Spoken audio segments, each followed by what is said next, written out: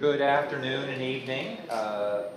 My name is Brad Belt. I'm the mayor of the town of Kiawah Island. I want to welcome our candidates here to the forum this evening, as well as everybody in the audience, which I hope will be an engaging discussion. I expect we will all learn a lot. What I'm going to do now is move from this podium over to that little table, because I will also be the moderator for this program, and then I'll discuss kind of ground rules and how this will all unfold from there. So please, stay tuned. Now, 2 seconds later.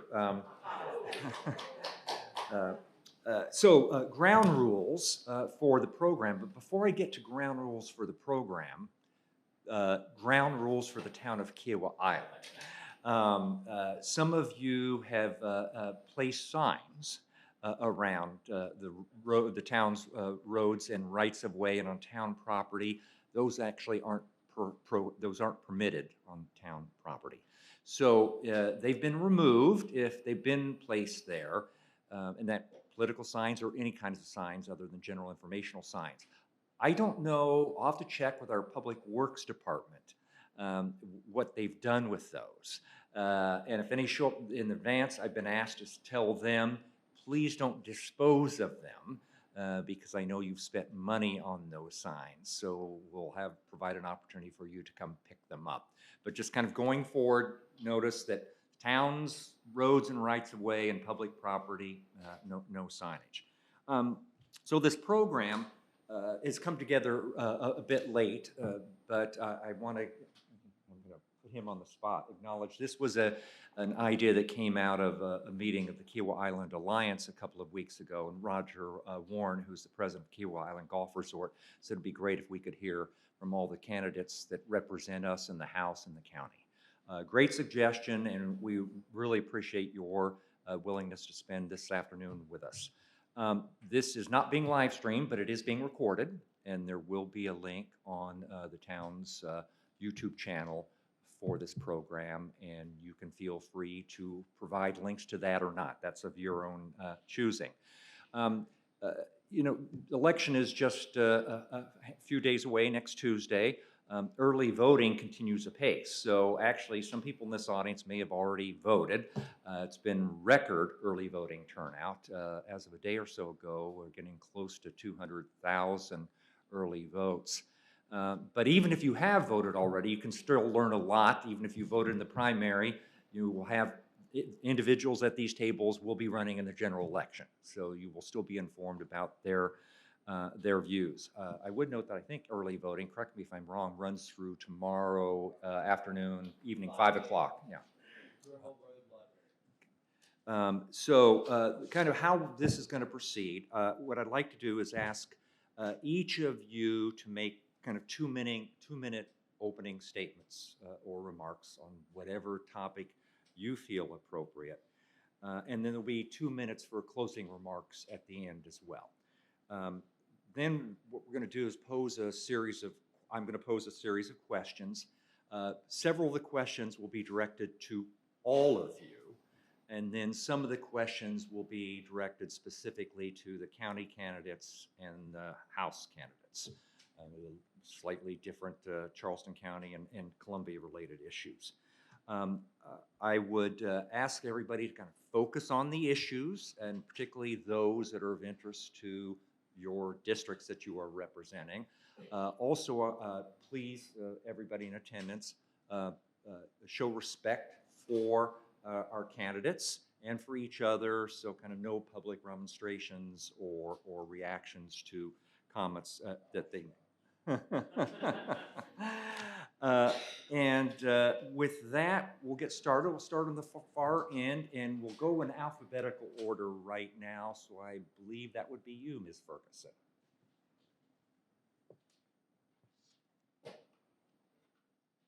Hey, y'all. My name is Jaxie Ferguson. I am running for Charleston County Council District 9. And today I want to talk to you about 3 things: people, passion, and progress.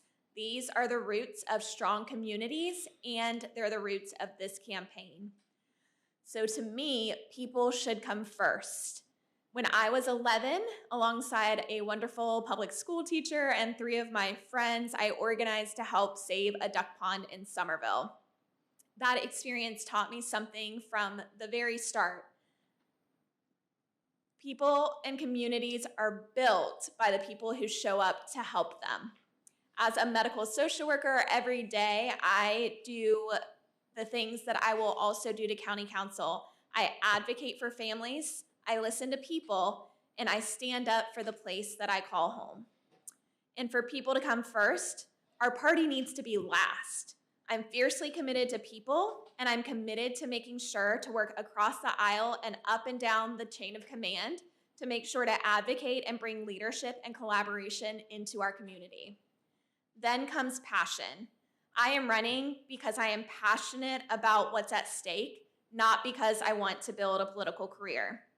District 9 is changing very quickly. Too many residents feel like they're being left out of this decisions that are shaping their neighborhoods. We see it in the flooding after heavy rains, the traffic that gets worse, the loss of trees and green space, and the pressure that overdevelopment places on the infrastructure that we're all relying on. Our marshlands are disappearing, our drainage systems are overwhelmed.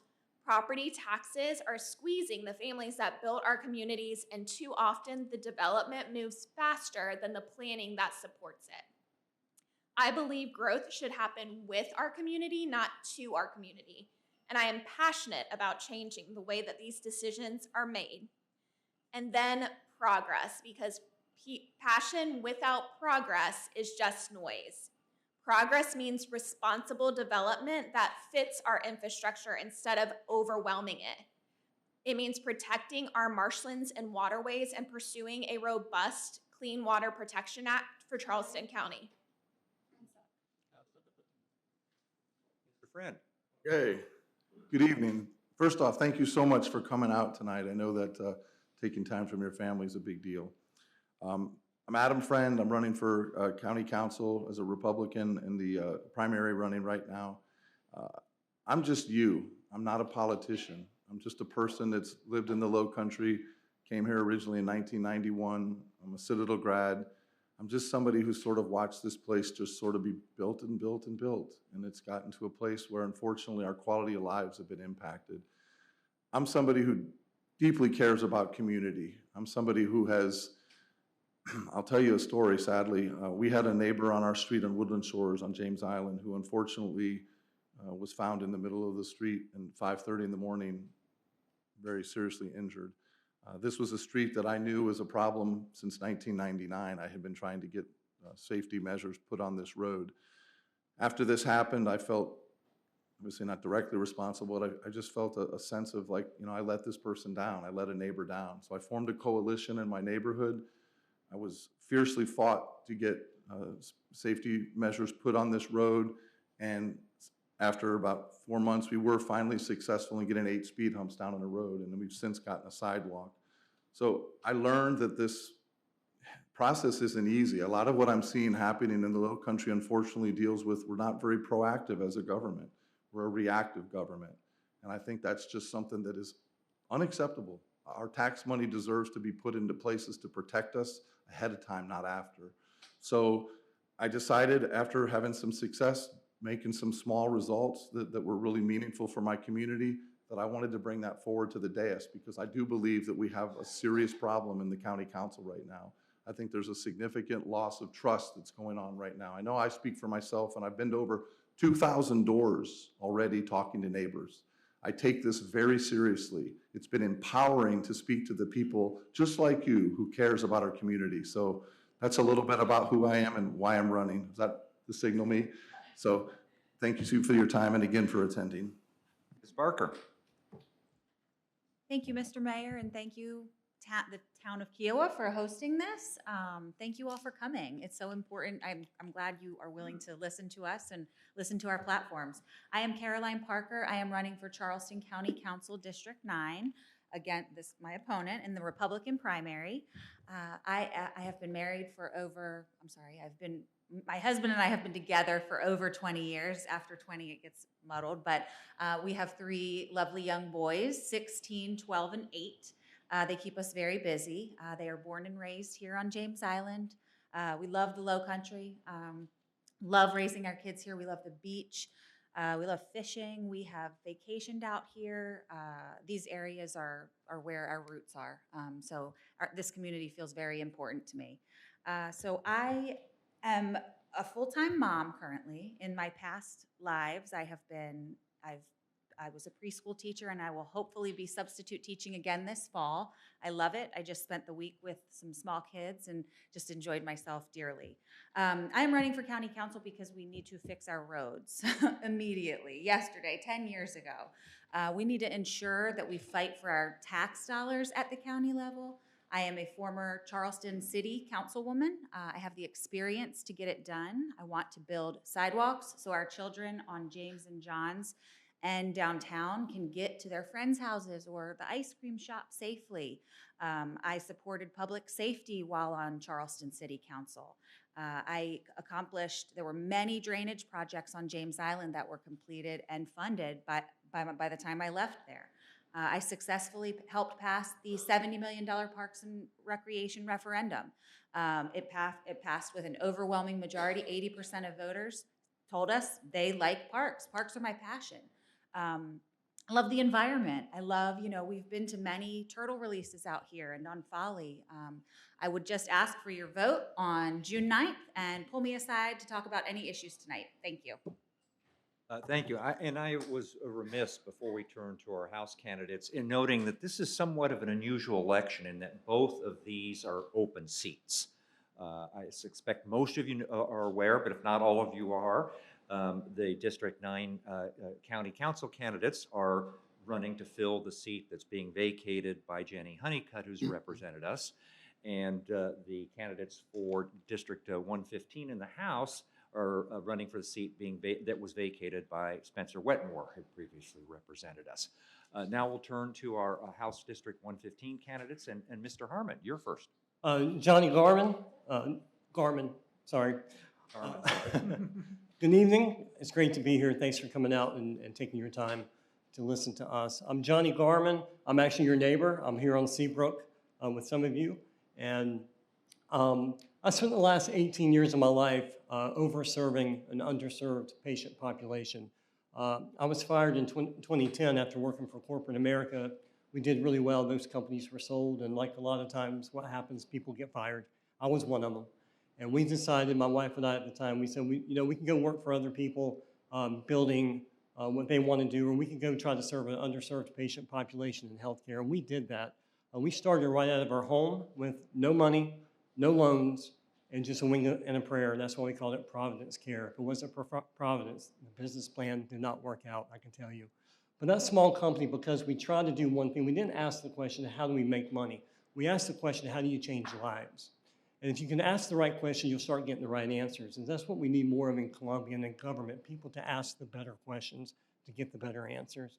That one small company turned into 5, turned into 6, and a nonprofit where we continue to take care of our veterans, homeless, indigent care, and we even opened up a Medicaid facility so people wouldn't have to leave the state because of the Medicaid bed problems that we have for assisted living here. I'm proud of the work we did. We employed over 250 doctors, nurse practitioners, and we took care of over 15,000 patients throughout the state. Because of that, my work required that I traveled all over the state. In doing so, with working with Medicare, Medicaid, Blue Cross, you name it, I became really familiar with the way of the workings of regulations in the healthcare system. We are 49th in the nation right now for access to senior care. We can do better than that. 75% of all Americans want to live and die in the place they call home. Unfortunately, only 25% have that opportunity. I want to go to Columbia to start the work on the outside that I wasn't able to change on the inside. In 2019, Government Master put me on his committee to try to change the way healthcare is done because he saw what our patient population was like. How much time do I have? That was it. Thank you for your time. I look forward to talking with you. Johnny Garman, State House. Thank you. Thank you, Mr. Garman. And Mr. Urquio. Good evening, everyone. I really want to thank y'all for coming here tonight because this is an important election. I know every candidate up here really appreciates you taking the time out of your day. My name's Nick Urquio. I'm running against these two individuals. I'm the moderate Democrat in the race. And what I mean by modern is I want to work with everyone because it's going to take all of us to fix the problems we have in our community. I was lucky enough to grow up on James Island. I attended public school there. I started off at Harvey Elementary, which was a presidential blue ribbon school, and then I went to James Island Middle School, and I graduated from James Island Charter High School. Those teachers and those people shaped me who I am today. And without them, I wouldn't have the opportunities I've had. And I believe in public education, and that's something I'm going to fight for your children, and if I ever have for my children, because I'm not going anywhere, even if I lose this election. I'm a lifelong district person. I've been on James Island, Folly Beach my entire life. In 2020, I was lucky enough to buy a wife with my beautiful wife, or a house, excuse me, and we still live on James Island to this day. And one thing I learned with home ownership is it comes with problems. And after living there 2 weeks, we had the 100-year flood that happens every 2 years now, and I had about 13 inches of standing water in my yard. So now every time it rains, I'm worried about the same things a lot of people are worried about. Will the water recede? Will it ruin my house? Will it ruin my neighborhood? That happened because of overdevelopment, plain and simple. I promise to work with county council, municipalities, constituents, everyone to fix flooding issues. I promise to bring money back from Columbia to fix infrastructure issues. And I don't care if you're a Republican, a Democrat, or an independent. If you got a good idea and a good heart, I'm on board. I'm here all night. My card's in the back. It has my cell phone on it. I want you to take one, even if you don't want to vote for me. I want to hear from you so I can learn the issues from you. And I appreciate y'all's time tonight. Thank you. Mr. Walker. Hi, I'm Carl Walker. I'd like to thank the mayor and the residents for being here. There we go. Thanks, Nick. I'm a lifelong local. I went to Stiles Point, James Island Middle, James Island High School, 11th grade. My parents sent me to Camden Military Academy for surfing too much at Folly. After that, I went into the Navy. Y'all see the Blue Angels flying around? I drove a tractor on the flight deck, moving aircraft around. Then I went to the College of Charleston. I'm the most qualified for fixing our roads, fixing our flooding, and reforming our court system. Fixing our roads. I've driven a bulldozer, whack packer, laid the crush and run, all that stuff. Also on fixing flooding, I want you to remember water flow with Walker. I do this all the time. We need to have all the culverts and ditches cleaned out. When we have a flood and tides, when the tide goes out, all the water needs to go with it. We're not going to be doing $400,000 studies. You send me over there, I look at the project, I literally come up with the actual idea how to fix it, hand it to the engineer, they stamp it, and we get it done. I've already cleaned out ditches on Maybank Highway, figured out how to fix the thing on Folly, and also the culvert, the $20,000 culvert on James Island that they spent $400,000 on the study, and then they did $2.5 million. It's still not fixed, a $20,000 culvert. As far as seniors go, I want seniors, anybody over 65, no more property tax. Once you go on that pension, you should not have to pay that property tax anymore. And also, I don't know if I have time to tell this story, but I took my grandmother out of hospice and she lived for another 3 months because we went on the goodbye tour, took her to the Angel Oak Tree, and I'll vote for your best interest every single time and not the care center's best interest and making money off of special interest. One more thing, let's see, we got courts. You can get a jury trial for a $50 seatbelt ticket. You can get a jury if the state's going to take away your house, but you cannot have a jury if the state's going to take away your child. That is fundamentally a violation of the 14th Amendment. The 7th Amendment's being violated, and the 6th. I'm a 4th-generation veteran. I put my life on the line for the Constitution. You send me to Columbia, no more our lawyers going to be selecting judges, and we're going to follow the Constitution. And I'm Carlton Walker. I'd love you to go to my website, vote Carlton Walker. Thank you, Mr. Walker. Thank you. So we'll kind of run it back the other direction now. Some of you have alluded to this, but as you probably know, but if you don't, Kiawah Island elections, municipal elections, are nonpartisan. Same with the town of Kiawah Island. These are partisan elections. How does you see your party affiliation affecting how you look at issues that impact Kiawah, Seabrook, and the Lower Johns Island? Basically, the districts that you represent. We'll run it back this other way. Mr. Walker. All right, I would like to start with, I've been telling everybody my 3 issues are nonpartisan. Fix the roads, fix the flooding, reform the courts. You can be the orange man or you can be a rainbow unicorn, but you still want your roads fixed, you still want your flooding fixed, and you still want a fair court system. So I'm running on nonpartisan issues. Not really sure what else people want, except I've been going to doors knocking. Seniors been saying they want their, the property tax no more, and I agree with them because right now it's kind of like your house. Give you an example. You put like my parents, they put 130,000 in their house in 1994, and now it's 1.3 million. With property taxes, once you purchase a house, it should stay the exact same until you go to sell that because you don't get that gain. There are some mutual funds and some 401ks. You put 100 grand in that in 1994, and it's worth 1.3 million now. You don't pay any taxes on it until you pull it out. So we need to do the same thing with the property tax. I think that would help a lot.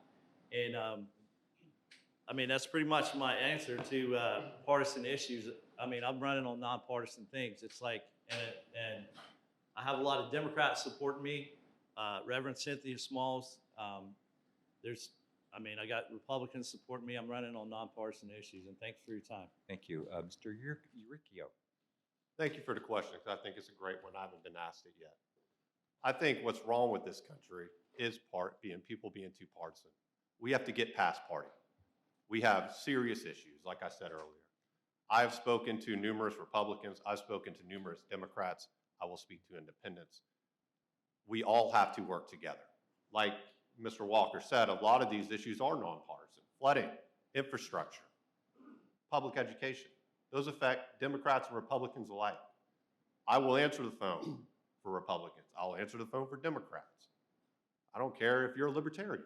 Love it. Come talk to me, because that's what it's going to take, us talking to one another. Now, with that being said, I'm from a life of public service since I've been in a professional. I was a former assistant solicitor for Scarlett Wilton, who was a Republican. I worked for Julia Armstrong, who was a Republican. I worked for Sandy Sin, who was a Republican. They all have good ideas. I show I can work across the aisle, and I will work across the aisle because I've done it before, and that's what we need. Thank you. Mr. Drum. I'm a problem solver. I'm not a politician. And people ask me when I go door to door, I'm knocking on about 1,500 doors myself. Well, are you a Republican or are you a Democrat? I'm a South Carolinian. I'm a problem solver.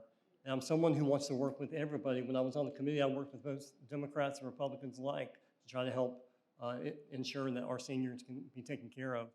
So it's not a political issue. When you run an organization over 300 employees, you're going to have, and especially during COVID, in the healthcare system during COVID, I had vaxxers, I had non-vaxxers, I had George Floyd mask wearers, Donald Trump mask wearers. But how do you bring those people together? Because when they came into the offices where we worked, it was about one common vision. It was about changing the lives. Everybody in this room right now, I can walk over to any one of you and say, I'm so sorry to hear about what you're going through. It must be really tough what you're dealing with. I'm let you know I care about you, I pray for you. I don't need to know you to know that if you're breathing, we have problems. And those are not partisan. It takes people who can lead with their heart and their head to follow, to show up and to wrap your arms around people and try to solve problems. So I don't care if you're a Democrat. I don't care if you're a Republican. And I don't care if I get to the supermajority and deal with the Republicans on their committees. I'm going to be bringing people together to solve the problem. You are the board of directors. You tell us what you need. It's our job not to actually go out there and dig the ditch. It's to create an environment that those problems can be solved by the people who know how to do the work the best. Thank you. Thank you. Ms. Barker. Thank you, Mr. Mayor. Potholes aren't partisan. We know that. Those types of issues are not partisan problems, right? You have to work together with your colleagues to get them done. But we do know that partisan politics can sneak into local government. I mean, we watched it happen right here in the Low Country. So no, I don't like being placed in any box, but I put an R in front of my name, for a reason. My conservative values are important, and when it comes to public safety, that's a top priority for me. Nothing's going to change that. On Charleston City Council, serving there, it was a nonpartisan seat as well, like your municipality. It was nonpartisan. And I worked extremely well with my colleagues. I was, some may say, the only conservative on Charleston City Council at the time. And by the end, I worked with every single one of my colleagues to get things done. You asked why it might be important for Kiawah and Seabrook. I want to just touch on that because that was your main question. But Currently, there are 9 seats on Charleston County Council, and there are 5 Republicans and 4 Democrats. To get anything done at the city or county or at the county level, you need 5 votes. You need 5 votes for your district to bring the money back to District 9. I have great relationships with those colleagues. I will get the money back to District 9. I will track every project, and that's why it's important to Kiawah and Seabrook, because you need a representative who's going to fight for you at Charleston County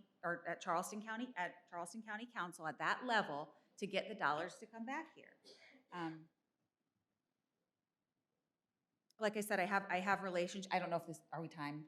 Okay, so I pushed back on bad development at the city level. Same, I didn't mind being the only vote, the only no vote. I have integrity. I have backbone. I don't mind being the only one, even if it is going against some of my Republican colleagues. So integrity, backbone, I'll stand up for what District 9 needs and obviously whatever y'all ask me to do. So thank you. Thank you, Mr. Friend. So I think this is a great question. I really do. Local elections, in my opinion, should probably be nonpartisan in all fairness. All of them are except for the county level, but it is what it is. For me, I'm a fiscal conservative. When it comes to taxation, I just believe, I think there's a lot of burden being placed on us as citizens here as it is. Again, at 2,000 doors, I know some folks probably on the Kiawah Seabrook may not be in the same economic situations that some of the folks I'm going to on James Island are, but I can assure you that a lot of the folks there, even just small differences in taxation for them is the difference between being able to actually get pills, buy food, and turn on lights. And when you start thinking about people in that situation, I think it really is important that we really think about fiscal taxation is just an important feature. We just have to start thinking about all people, not just ourselves and our circumstances. So that's partly why I think that I'm running on the Republican side just as a fiscal conservative. But in the end, when you're elected, especially at local offices, you're taking care of everyone. I'm a person who cares about my community. This was not on my bingo card ever in my life that I think I'd be sitting up here saying to you, please, accept me and vote me into your, to be your voice. But I felt like I had no voice. I felt like that for a long time, that we just are not being listened to. And I know that that's just something in me. I care. I want to be your voice. Some of the onus is going to fall on you, though. Obviously, I can't read minds. I will have an open door policy all the time, but I will expect and have to have contact from you, and I'm welcoming that. I will promise you I will do everything I can to respond to everyone who reaches out to me. Can I get everything that you need done? I can't lie. Of course not. I'm one person as of 9. But I do believe that it's important that we remember people come first, not parties. Thank you. Ms. Ferguson. I don't think it's shocking that a social worker is a Democrat, so I'm running as a Democrat. However, in this seat, I think Kiawah has its own unique character as an island, and I think the issues here are not as partisan as they need to be on the county council. For example, I know when I met with Mayor Belt, one of the things is you guys don't really need a ton of assistance with state money. You guys need things such as, conservation of your land. You guys need things, like you guys annexing out of, the county the other day. Y'all's needs are a little bit different, and that doesn't seem partisan to me. Whatever you guys need as a social worker, I have worked with all different kinds of people. I've worked with all different kinds of interdisciplinary teams. So I think it's important to know that social workers are constantly working with different types of people, and people aren't partisan. Like I said, people are the #1 part of my platform, and that's where you guys come in. When you call, I'll answer. And the issues out here, like I said, I don't really see as partisan so much. If there are issues on the council that are partisan, that'll be up for debate at that point. But for Kiawah, I think it'll be okay. Thank you. Still another question for everyone. You'll probably answer this slightly differently depending on House or county, state legislature or county. But what is the single most important important issue that you will tend to be focused on? And then what do you believe is the most important issue to Kiawans and Seabrookers and the folks on Lower Johns Island? And we'll start with you, Mr. Garman, and work this way, and then we'll work that way on the next table. Yeah, knocking on 1,800 doors, 1,500 doors. I can't remember now. You're up. You're more than I am, Adam. But talking to you, talking to the board of directors out here, it's the roads. It's the growth. That's the most important issue. You know, most people don't realize I was trying to get a stop sign right here working with Kiawah River Estates. I was trying to get a do not enter sign. And it took like 3 months for the phone calls to start. Why? Because this part of the road's owned by the county. This part of the road's owned by the state DOT. South Carolina Department of Transportation owns 41,000 miles of road, and people don't really know how much that is. Imagine getting in the car right now and driving from Seabrook or Kiawah to Barstow, California, back and forth. How many times? 16. That's 41,000 miles. And you expect one government department to be able to control every ditch, every culvert, every road, every pothole for 41,000 miles. We need someone that's got organizational experience that knows that it's not always a funding problem. There's not a lack of resources in Columbia. We have a $2.7 billion budget. It is a lack of resourcefulness. And we need to take the DOT and take those funds, get our fair share back from the state, get our C funds money. We need to have double what we currently have, come back from the state, and have those responsibilities and accountabilities given to you, Mayor, and given to the other mayors to say, here's your allocation of funds, let us help support you, but now let's get out of the way so we can put up a stop sign if we need to. So that's gonna be a major priority there for what I've heard from you guys. Growth is another one, concurrency. We do not need to have new roofs without roads. Said one, so I we'll said come back to one. that. We'll come back to that. Yeah. Was that my one? Mr. Uricchio. Thank you. Thank you. What Johnny's alluding to is home rule, and that says that basically local government's better solved than higher up government, right? Municipalities know what their constituents need more than state government. I think the number one issues for Johns Island and Kiawah and Seabrook from the people I've spoken with are exactly what Johnny's saying: overdevelopment and infrastructure issues. I am the only person up here, I believe, that is actually endorsed by the conservation voters of South Carolina. The reason that's important is if you want to stop overdevelopment, you need to put stuff in conservation so it cannot be developed. Because once if it's conserved, it's being saved for the next generation, number one. And the reason people love coming here is the natural beauty. That will also stop more houses being built. Now, we also need to look at infrastructure. I know one big problem going out to Seabrook is, after speaking with some members out there, is the road needs to be raised up because it floods during heavy rains. My wife was nice enough one of my birthdays to buy us a room at the sanctuary for one night. It's in December, it's cheaper, and we got to stay there. When we left, there was a huge storm going on. I drive a low to the ground car. I about ruined my car and got about flooded out because I was leaving on the only road out of Kiawah and it was flooded. That is not just an infrastructure issue, that is a safety issue. And I promise to bring money back and to work with the local municipalities and work with county council to make sure safety and infrastructure issues are taken care of and land is put in conservation. So we do have a proper number of people here that can deal with the infrastructure. Walker? All right, for starters, obviously roads. I've been endorsed by Frankie Limehouse. Her husband was the first Secretary of Transportation, H.B. Buck Limehouse. That's the Memorial Highway everybody comes in on. His grandfather's named after Limehouse Bridge. I want to switch. I want South Carolina to go from the South Carolina model where we own 66% of our roads, SCDOT, over to Florida's model where they only own 12%. Florida's model, they only own the major highways and bridges. The first dibs off of that is a local municipality, but if they can't afford it, the county takes over. And that's a better issue. Like the mayor of James Island, the SCDOT, Secretary Powell wanted to shove down $15 million median down the middle of Folly Road.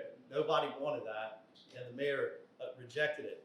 And another thing, Buck Limehouse was the first Secretary of Transportation because there was a lot of nefarious stuff going on, and they put that as a cabinet position. That needs to be an elected position. because the Secretary of Transportation would not be telling the mayor, either you take what I'm giving you or get nothing. How about give the town the 15 million grant and let them figure out how to do this? One other thing, when it comes to getting funding, I sold Cutco in college. I sold 700 grand. I'm in the Hall of Fame. What does that have to do with anything? Well, the Secretary, Bruce Bannister, the Ways and Means Chairman, the most powerful man in the state, sold Cutco to in college. So when we want something for this district, I'm gonna set it on Bruce's desk and say, don't make me cut up, man, put this in the budget. And let's see, I got those points. And one of the things I would do that we don't have right now as a contractor, I supervise jobs. We need a specialty license in road repairs for a guy with a dump truck and a trailer. Okay, Go Mr. around- Walker, I was asking for your single projects. There's a if you're lot gonna of 'em, miss man. it. I know there are. That's in Kerrison since '93. They've been trying to get that thing fixed when I was. But we may come back to that, Jaxie. The single thing that I'm hearing the most about in District 9 is infrastructure. But infrastructure also is roads, but it's also hospitals, schools, and things like that that have to also be developed when the development occurs. As for Kiawah, I think one of the things that I would be strongest on is the urban growth boundary. I think that we could make that stronger by putting something formal in place and making sure that people or all the different entities involved would have to sign something, maybe a majority rules kind of thing. I think we could hash out those details, but I think just because you have the urban growth boundary in place doesn't mean that development has to occur. It's in place as a guide, but it's also not meaning we have to develop all the way up to that boundary. Well, being somebody who has a master's in clinical psychology, we can all talk about the same problems. We all have different ones, roads, flooding. But when it comes down to it, for me, it's trust. If we don't have trust in the system as it stands right now, no matter what we talk about, how are we ever going to get anything done? If the people's voice is to the point where they no longer feel like they're being heard, it doesn't matter what issue we talk about. We're going to be stuck because we're going to have people making decisions that are, who knows who they're really following, because it doesn't seem to be, again, me or you. It's what I've watched. It's why I got into this. I am tired of watching the same old go on, where we feel like we go in a room and the decisions were made before we got there.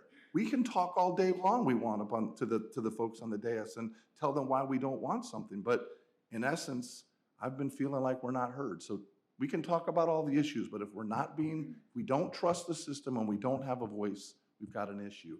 For you specifically, I do think the urban boundary is very important. It needs to be solidified. We need to get both towns on board, we need the city on board, and we need the county on board, and we need to make that a fixed object that no longer moves where the money drives it. Because as it stands now, that's all I'm seeing happening. I've been to your meetings, I watch it every time. Money wins. Porous surface is more valuable than anything we've got left. Parker? Mr. Mayor? So I think we're going to come back to roads and sidewalks. So I think that when we're talking about Seabrook and Kiawah, the main issue that I hear is, zoning. I mean, bad growth, bad development. I mean, we need someone who's going to stand up to it. And I have years of experience doing just that. We need that at the county level. Obviously, there's only one way to Kiawah and Seabrook, and that's might be through District 8, but if it's through Councilman Boykin's area, then he needs to get on board with what's good in District 9. So what that means at this point, the county controls, their main responsibilities are obviously zoning, public safety, and trash, multiple other things, but we have, common core services for all of its citizens. You do not have to approve every zoning that comes to your desk. I mean, I saw it at the city level. I mean, these are not projects. If it's a bad project, you don't support it, period. And you push back and you work with the people at the table. That's another thing. I mean, you have to work with, we had bad projects and good projects that came to our desk at the city level. But if the people don't want it, then you don't do it, period. We also worked heavily on our zoning in the city limits, and I think that the county needs to adopt some of the positive changes that we made. We made some extremely aggressive stormwater improvements at the city level, and I think the county needs to adopt those. I'm a huge property rights advocate, okay? I believe less government is better government. But we do have, I mean, this is the Low Country. It's called the Low Country for a reason. We have a problem with water, and we have to deal with it. So the stormwater regulations, I just think these are things that I can take to the county level with my years of experience and really impact. Thanks. So if I'm going to answer my own question to some extent. Yes, one of the frustrations that I always hear, and my fellow council members here in the room here, is roads, and traffic congestion. Talk about bringing money to Kiawah, and we'll come to that a little bit separately, but we can pretty well manage our roads and make sure that they are well taken care of. I think our particular frustration is the roads that are owned by the state or managed by the county are not well taken care of. I'm only been here 6 years. I'm not aware that there's been a single significant road improvement project in Lower Johns Island during that entire time. Maybank, Main, Bohicket, River Road, not one. The last major road project was in the mid-1990s, which was the expansion of Betsy Carson Parkway. So what specific project would each of you look to advocate for, and how would you pay for it? And we'll start with you, Mr. Walker. Well, first of all, we need to get these roads resurfaced, and one of the issues that I've come up with, I mentioned it, didn't get a chance to go into detail, was having a specialty license for road repairs. We have a license for siding, for all kinds of stuff. Right now, there's only like 5 major companies that the state deals with, like banks and Sanders Brothers, and SCDOT says they don't have enough workers. So how do we fix that? We come up with a specialty license, and I could draw up what qualifications, but a guy with a dump truck, with a trailer, with an asphalt layer, a roller, can go around paving up to 3 miles worth of roads, fixing potholes, fixing sidewalks, cleaning out the culverts, cleaning out the ditches. We do not have that right now. If we had that, you would have everybody and their brother buying a dump truck, a trailer with an asphalt roller, and asphalt layer and a roller. Any specific road projects you would advocate for here in Lower Johns Island? Well, you asked how would we pay for these? And how would you pay for it? Well, first of all, we'd have to save some money. I'll give you an example. When right now there was a local town that spent $1.2 million on a sidewalk only a quarter mile long, straight through the dirt. It was only 20 grand in concrete. What I want to do is no longer can a town, the city, the county, or the state disclose how much they're willing to spend on a project before they get the bids. That's like you guys. If you saved up 60 grand to get your kitchen done, you're not going to tell the 3 contractors you got 60 grand. You're going to get 3 bids, and they all might come in around 45, and you got money to do your bathroom. So that right there would save millions, because who in the right mind says how much they're willing to spend on a project before they get bids? And in that bill, I want 6 things on that bill. You got time? The question, we'll move on, thank you, but really I'm going to direct the question to everybody else, focused on what specific projects would you advocate that impact Lower Johns Island and deal with traffic improvement here, and then how would you pay for those projects, either from the state's perspective as SDOT role, or if it's a county managed road from the county's perspective? Thank you. I think I alluded to this earlier. I think one important project that needs to be done, actually headed out to Seabrook, and I've met with some people about that, is that road floods. That has to be raised. They have been fighting with the county and the state to get that funded. That is not a project about really infrastructure, it's about safety. Now, the way I think you do that is you go with a coalition to Columbia to have the state throw in, to go up there and say, I have Kiawah on board. I've talked to their municipality. I have Seabrook on board. I've talked to their municipality. I've talked to county council. This is a priority for us, because the more people you get on board, the louder your voice is. And that isn't a Republican or Democrat voice. That is a Johns Island voice and a Kiawah and Seabrook voice. I think that is extremely important because if a storm hits out of nowhere and those places start getting flooded out, you will not be able to get off the island. So that is one I will definitely work on. I live it.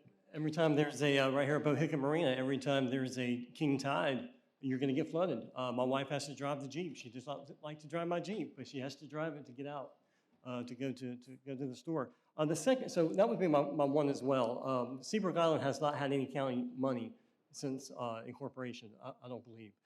So they're past due for some support there to raise that up. But second to that, I talked to Joe Boykin earlier this year.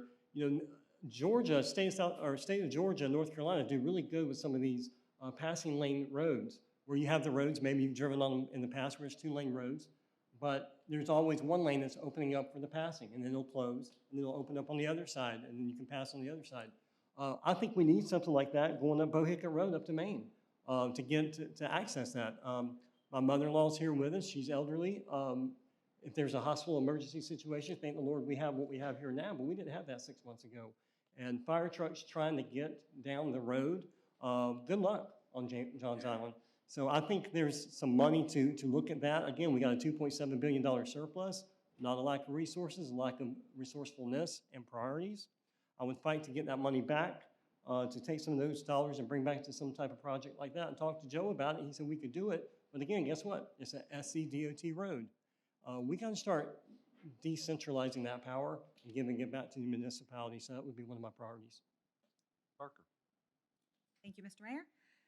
So it's no doubt that one of the biggest problems that we have with our roads in an area that I represented on James Island is a very, you know, it was once rural farmland with beautiful oak trees, okay? These beautiful oak trees that we want to protect. We want to protect the character of these areas.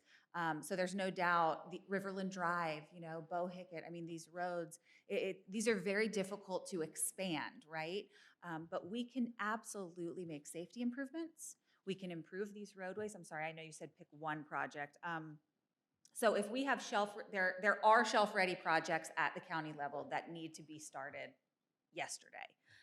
Specifically, I think the projects upcoming onto Johns Island, that bottleneck right there is just, we need to throw a lot of focus and energy at that so that your commute here, you're not getting stuck up there trying to get here.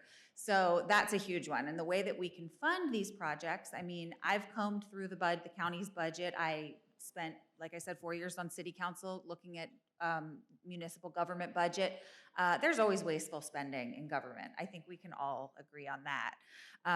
So there are ways to fund these projects that are shelf ready. We did that at the city level. I mean, we were looking at a huge billion-dollar seawall, and we had a shelf-ready project for a knee wall sitting on the shelf, and we had money for it. So you know what? We did it. Those are the types of things that I think we can do immediately. So that would be my focus. The other, with funding, we have some great legislation happening at the state level right now. Council, I believe House Representative Teeple, which gives SCDOT, gives the county level, the municipalities, a little more say-so in those SCDOT dollars, and that is absolutely how we get the money that we need for these roads. So I met with Mayor Kleinman, if I'm saying that correctly, and he had talked about how they had been paying for the transportation sales tax there for, I think we're going on 25 years from the original one. I think he had come up with that the Seabrook has spent around, with the taxpayers in that area, roughly 20 to 25 million has gone towards the transportation sales tax with the taxation.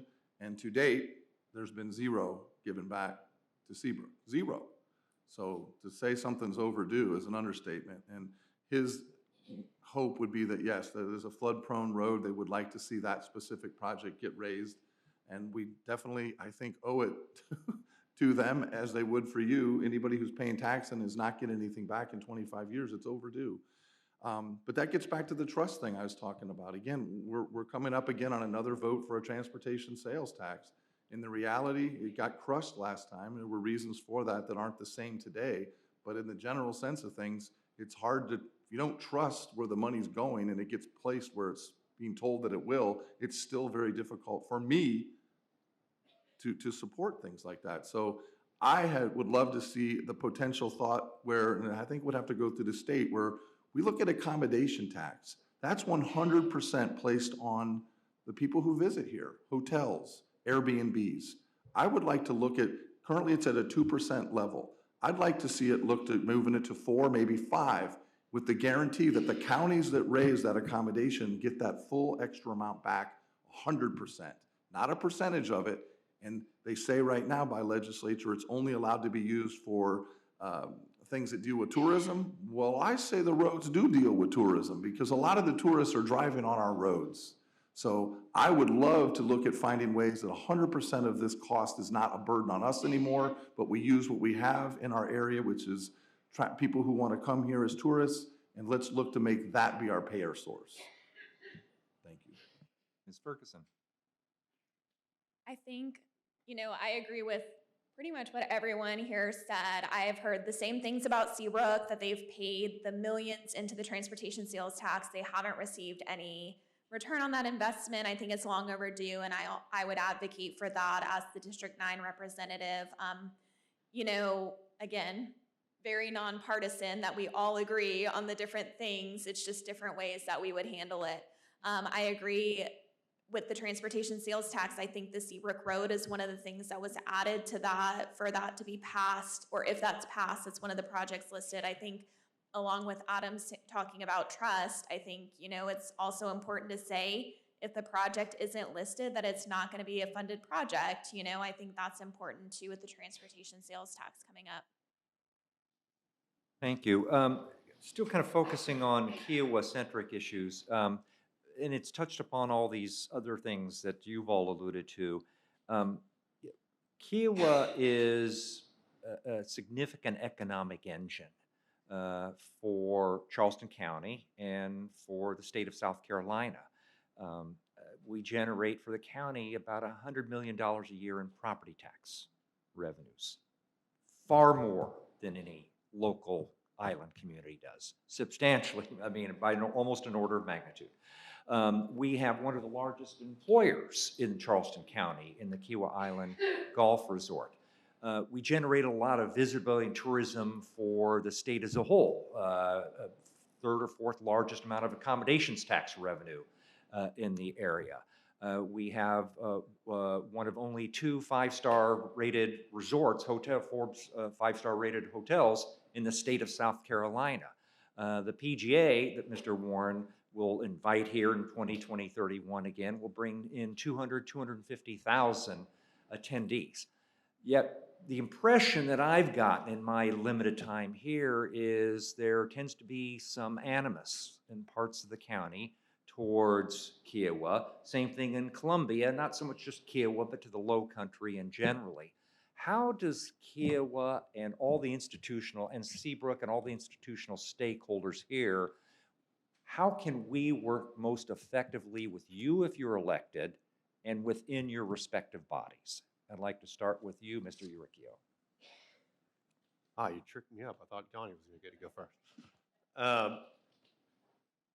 I think it's picking up the phone if you want to work with me. I will call you day and night, and I will answer the phone day and night, because that's what it's going to take. Now, no question, Kiawah is an economic driver for our state. And really, when you look at it on a national and international, when the PGA Championship comes here, it brings a lot of people to South Carolina. And y'all need to be taken care of and need to be taken seriously.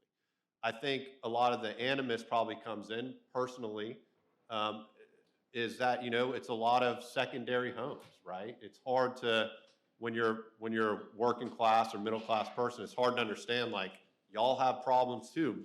It's mostly wealthy people living out here. I don't think that's fair, but I think that's the truth when you ask that question. Now, since it is an economic driver and y'all do pay your share of taxes, you deserve to have things done for you like anybody else in the county, like anybody else in the state.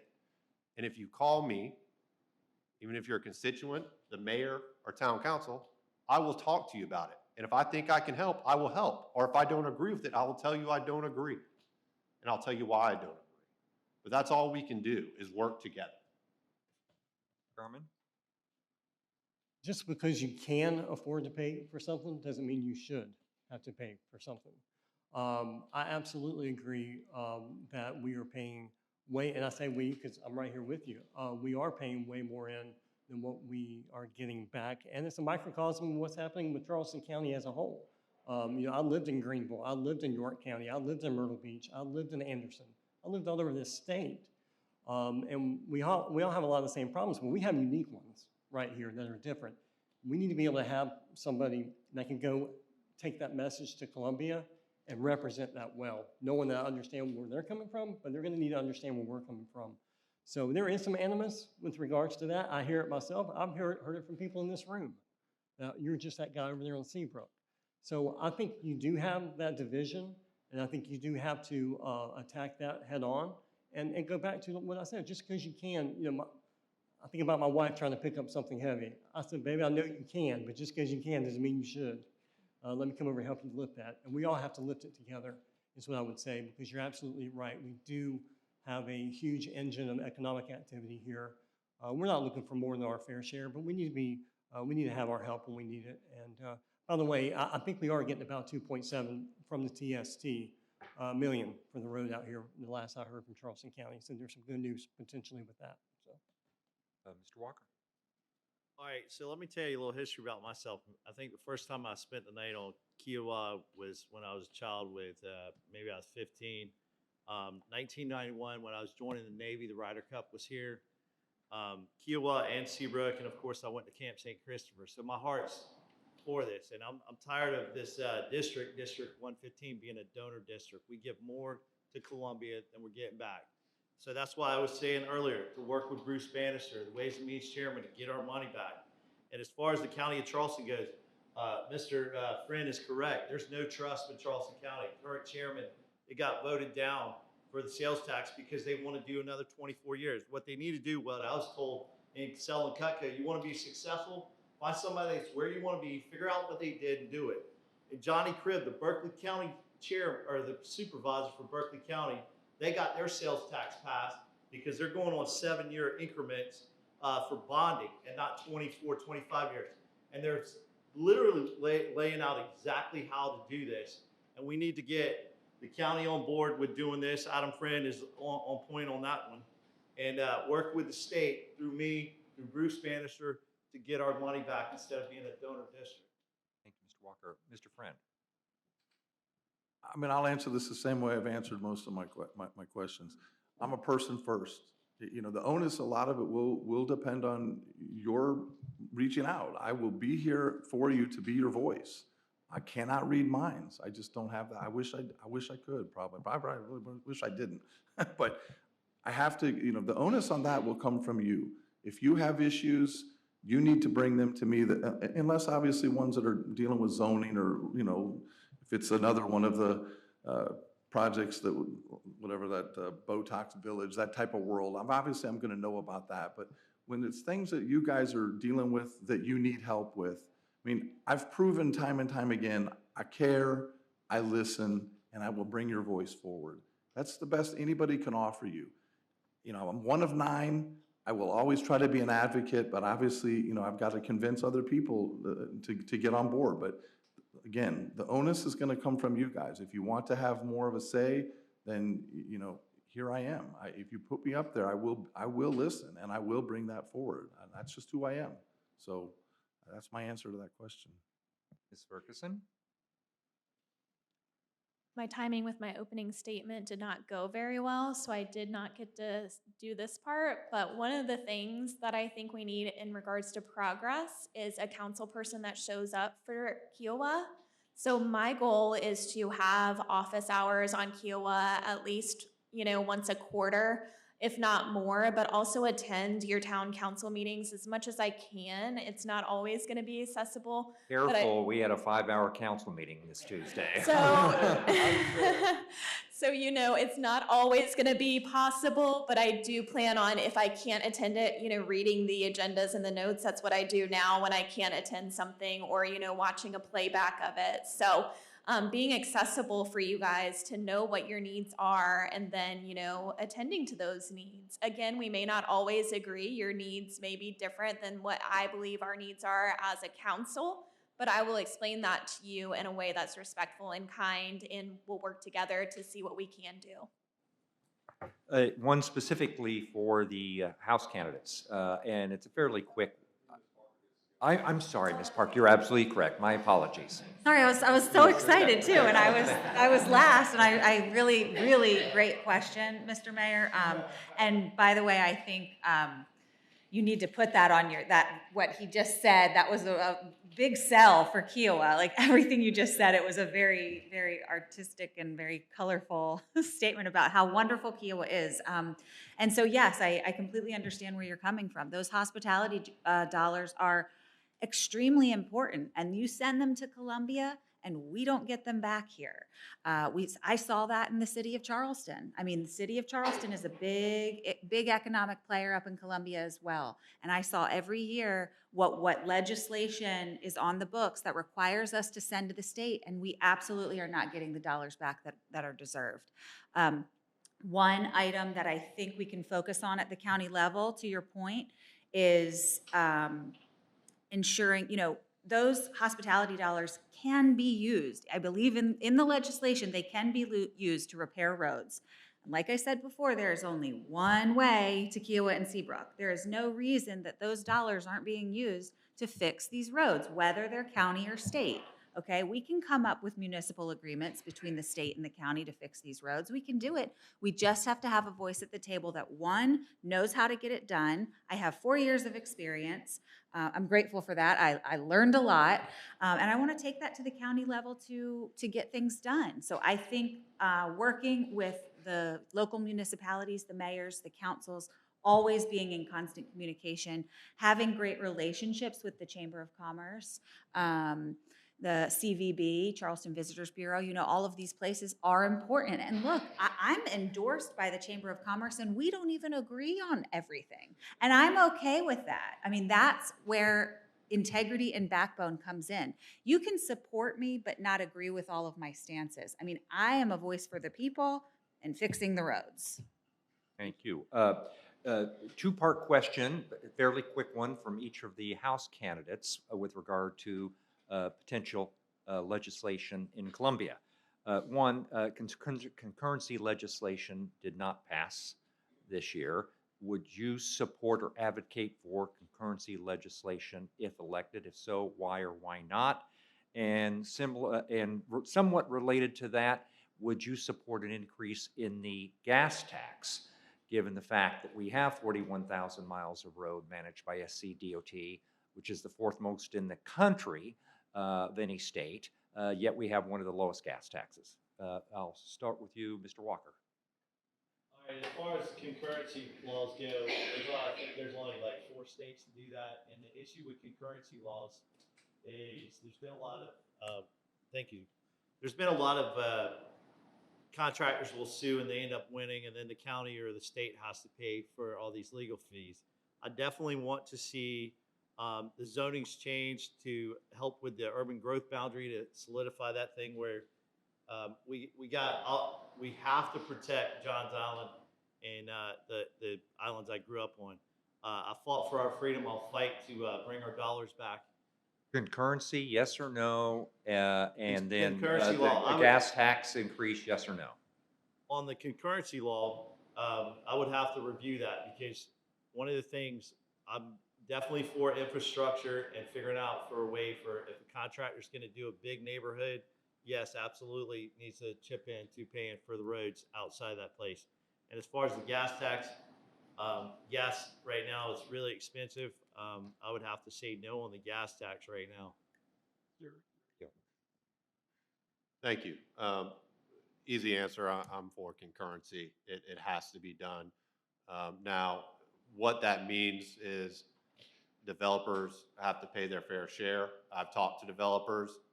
I get where they're coming from, because we also have to think about the other thing. We have more people moving here every day than probably any other state. And we have a housing crisis. And the more you make housing more expensive, the harder it's going to be for people to buy them. So I am for concurrency, but we have to look at how we do it. Now with the gas tax, I'm probably going to get a lot of head shaking. When they enacted that gas tax, they did not take into account rising rates and rising inflation. That's why we are having trouble with the gas tax. Right now, I do not want to raise the gas tax when it's $4 for unleaded and $5 for diesel. I drive, it's not the right thing to do at this moment. But after taxes or after gas starts going back down, we really need to look at making sure it rises with inflation so we can have these roads built and can have these infrastructures taken care of. And we also need to look at digging into our surplus because that is money sitting out there for a rainy day. Well, the rain is hit, especially when it comes to infrastructure. Mr. Garman? Yeah, you can cut 30% out of the SCDOT by decentralizing it. There's a lot of bloat in that. I am not for raising the gas tax at this time. However, I drive an electric vehicle, and we're getting away with it right now. We need everyone to pay their fair share, and if that's not happening, I think we probably need to be included in that calculation to help support the roads. Again, we have a $2.7 billion budget at this point. Before I would say yes to raising any type of tax, I would do what I did in all of my businesses. I would go in and look up underneath the hood and justify every dollar. Because politicians, they think there's one or two things you can do. Either raise taxes or cut services. How uninspiring. There's a third way, and you can get in there and you can consolidate, you can reorganize, and you can do things along the way to cut those dollars out and then reallocate those dollars. And then when you do the work and you've justified every penny and you cut every unneeded regulation and all the things that cost money to try to implement, then if we have a shortfall, then we can look at that and you can sell it to the people and see what the people want to do with it. But as of right now, no, but we do need to be looking at it. Thank you.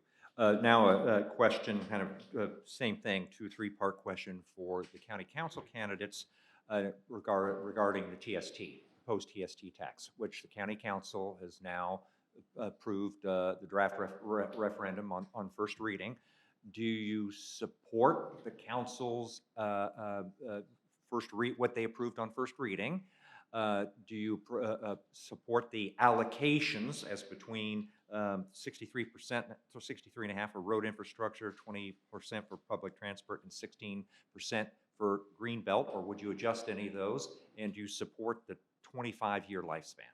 Ms. Parker. Thank you, Mr. Mayor. So currently, I'm a huge supporter of referendums. I mean, we need to hear what the people want to do with this money and how they want it to be spent. I believe they have public hearings coming up. I'm really looking forward to hearing from the public regarding this latest referendum. Next Thursday, June 11th. Yeah. So I'm very supportive of referendums. I want to hear from you. I want to see, let the voters decide on this, but I know you want me to get to the brass tacks here. No, currently the way that it sits, it is called a transportation sales tax.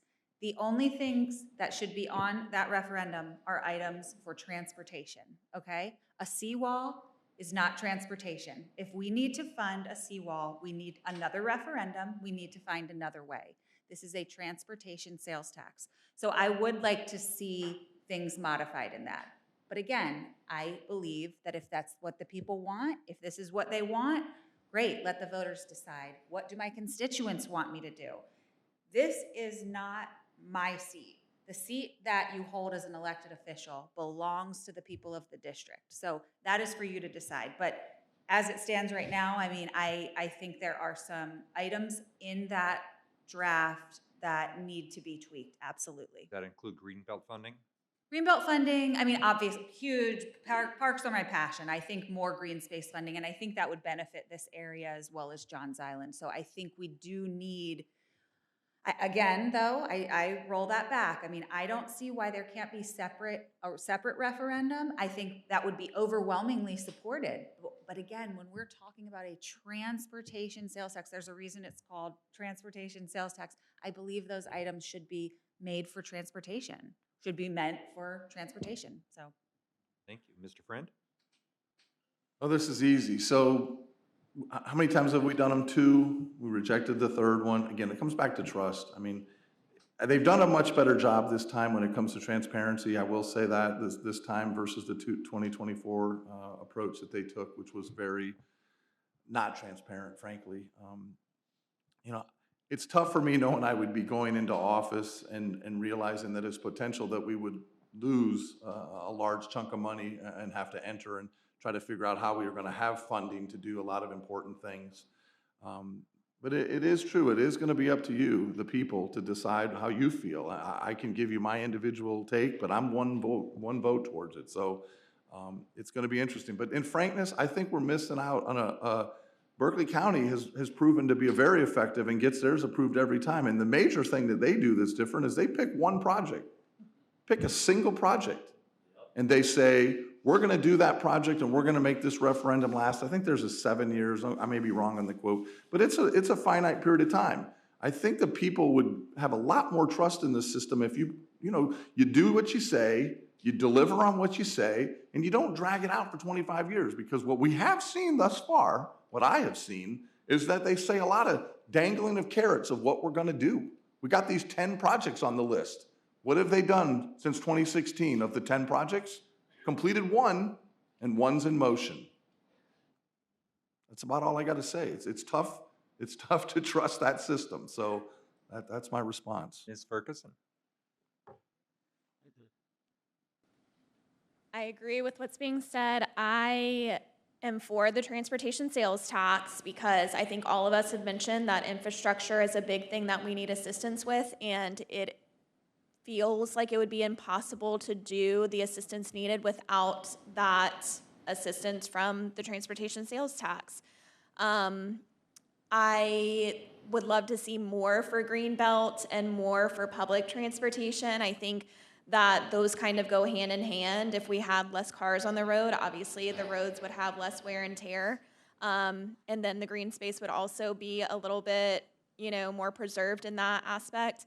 I don't love the 25-year agreement part, but I also think this is kind of the card that we've been dealt. I also agree the referendum and putting it up to the voters is the best thing that we can do for that, but I would love to see, maybe new ideas. We've been kind of stuck on this referendum idea for the past 25 years, so, maybe time for new blood on the council and new ideas. Thank you. We're coming close to the end, so now we'll shift to kind of closing remarks. And we went in alphabetical order last time. We'll go in reverse alphabetical order this time, and we'll start with you, Mr. Walker. All right, closing statement. I want you to remember 3 things. Most qualified for fixing the roads. I've laid out a few plans. I challenge you to go to my website, Vote Carlton Walker, to see why people are switching their votes and their yard signs to Vote Carlton Walker.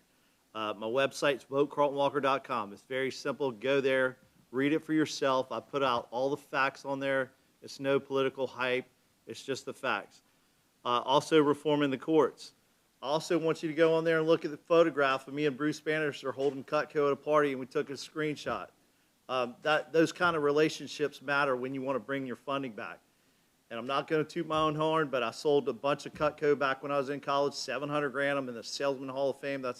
Sold it on Kiawah and Seabrook, all over. And that's like $4 million today.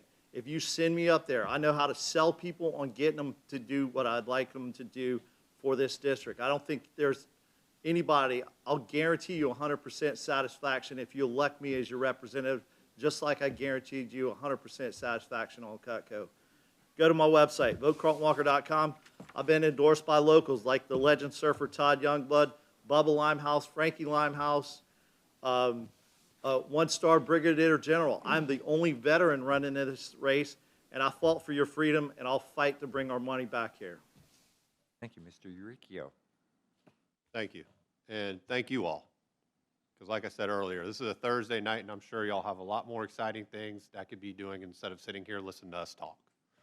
I know everybody appreciates you coming here tonight. I'll leave you with this. I've spent my whole life here. I was raised here. If I have a family, I plan on raising them here. I will take care of this community as it's taking care of me, because without it, I wouldn't be who I am. I'm a former prosecutor in the Ninth Circuit Solicitor's Office. I prosecuted violent criminals and held them accountable. At the same time, I sat on the mental health court staff, where we took care of people and helped them become better members of society. The reason I bring that up is those are two different concepts, but they tackle the same problem: crime. I will use ideas like that to tackle our problems in this district.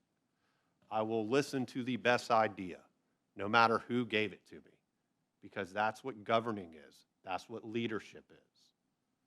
Now, this is an important election. Most people up here have the same ideas on the issues, but we all have different ideas on how to get there and fix them. Thank you for coming. My name's Nick Uricchio. My business card's in the back. My website's www.nick4schouse.com. I hope you call me, hope you talk to me, and hope you tell me what your issues are and what you want done, so I can understand where you're coming from. Thank you for coming tonight. Thank you. Mr. Garman. We probably have two things in common, me and you here. We love the Low Country, and we're frustrated with a lot of what's happening here. I didn't set out to run for State House. When I sold my businesses, we semi-retired. I do some teaching at Charleston Southern University. So I wanted to give back, but what I learned a long time ago in my life, I was raised by a single mother on welfare, and being able to, when my mom looked at me and said, if you want to change your life, you have to change your standards and what you're willing to settle for. And I think we have to raise those standards, because in life and in this state government, we don't get what we deserve.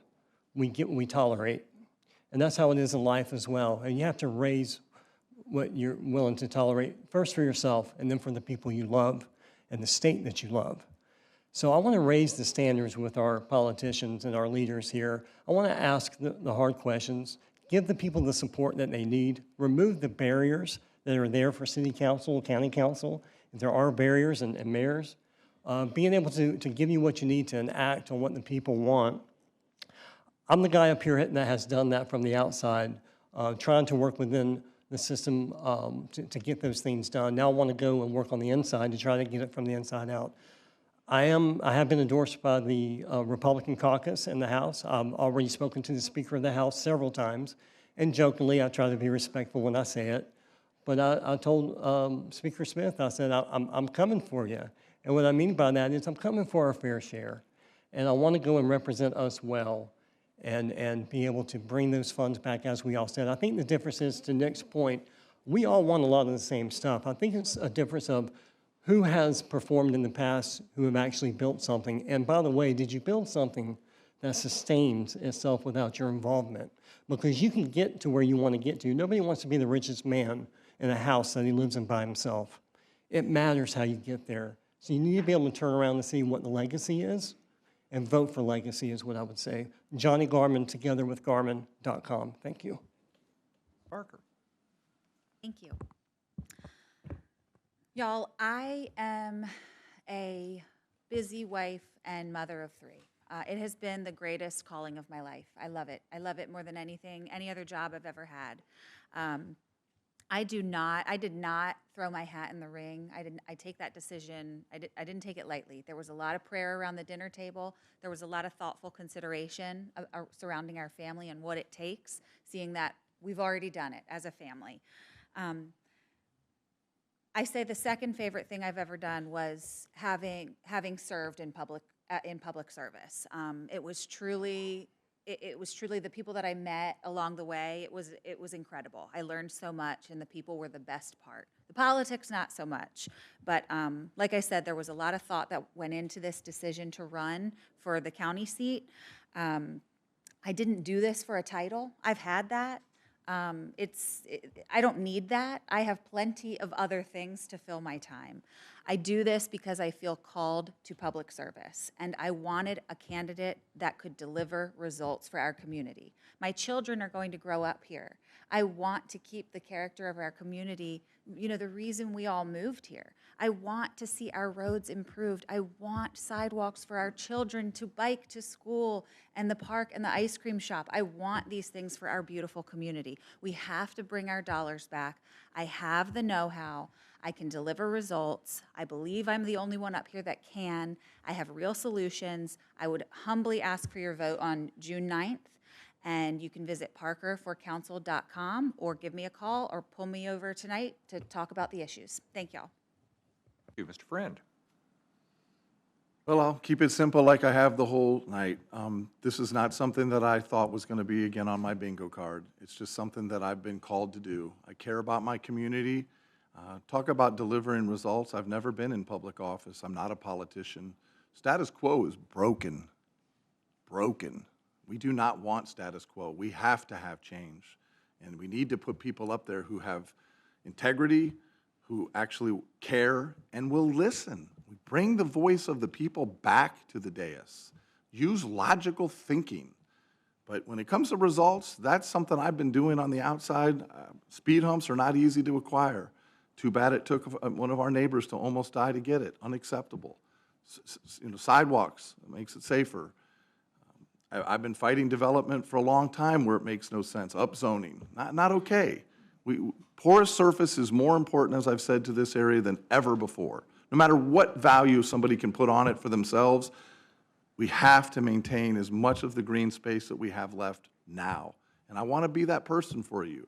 I'm not status quo. I'm you.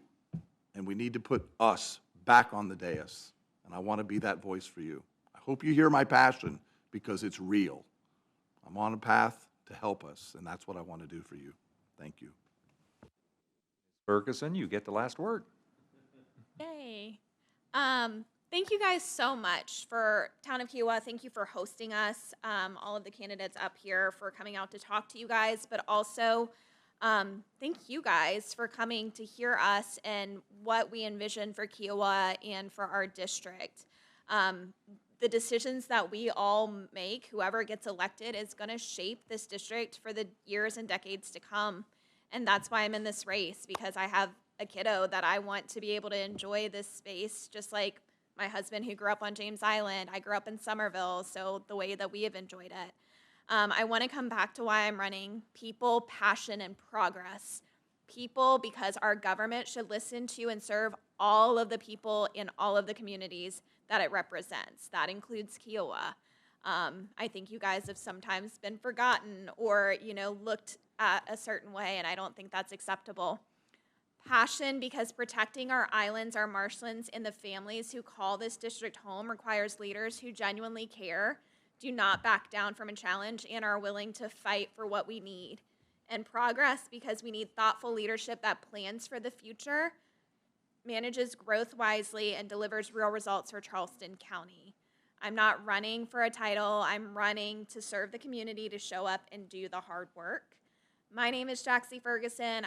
My website's fergusonforcharleston.com, and I would be honored to earn your vote in November, since I'm not on the ballot next week, for Charleston County Council.